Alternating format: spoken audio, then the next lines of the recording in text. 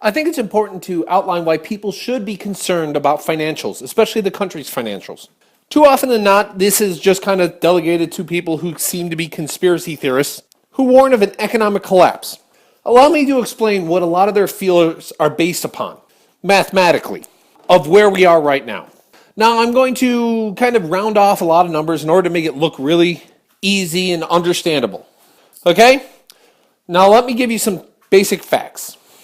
Now, the U.S. government has total about $20 trillion in debt. That roughly equals the same as the GDP of the United States. Now, last year, according to the U.S. Treasury, we spent about $432 billion in just interest payments on the debt. That comes out to an interest rate of around 2.2%. Okay? And our national deficit, the shortcomings in the budget every year so far, in 2016 was over $550 billion. Just keep those numbers in mind and I'll remind you when they're needed. Now allow me to play out three likely scenarios that are going forward. Scenario 1, we go into recession. Now a recession, which is defined by 2 consecutive drops in GDP, is also corresponding with a drop in government revenue.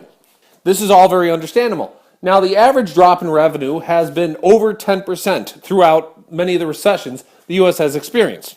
So there's no reason to think that this also cannot be. So if we were to go into recession, government revenue would drop 10%. Currently, the government takes in $3.6 trillion. Now take that 10% drop in revenue and add that to the deficit. Now you're at $910 billion, in which case you're probably going to trigger an event. That event is QE.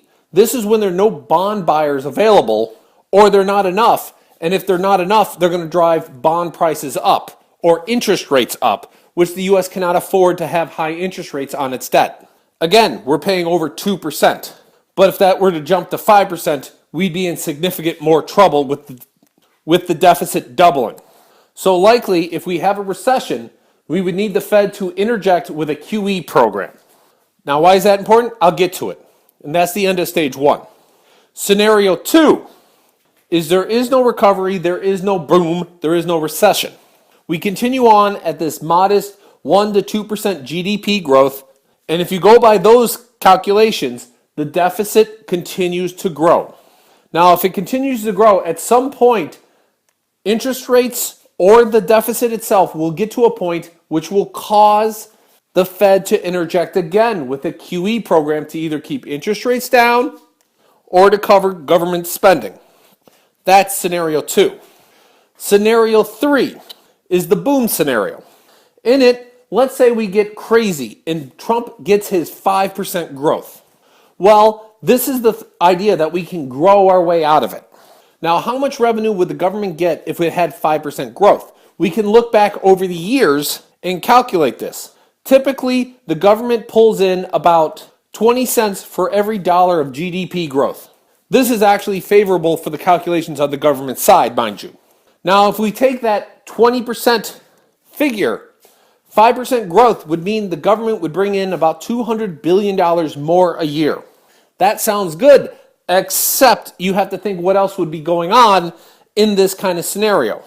First, the deficit already grows around $60 billion every year, just almost automatically.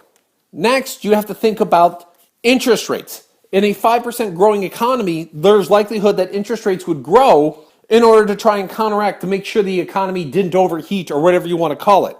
5% GDP growth with near zero, 1% interest rates like we have right now is unheard of, and they would likely rise.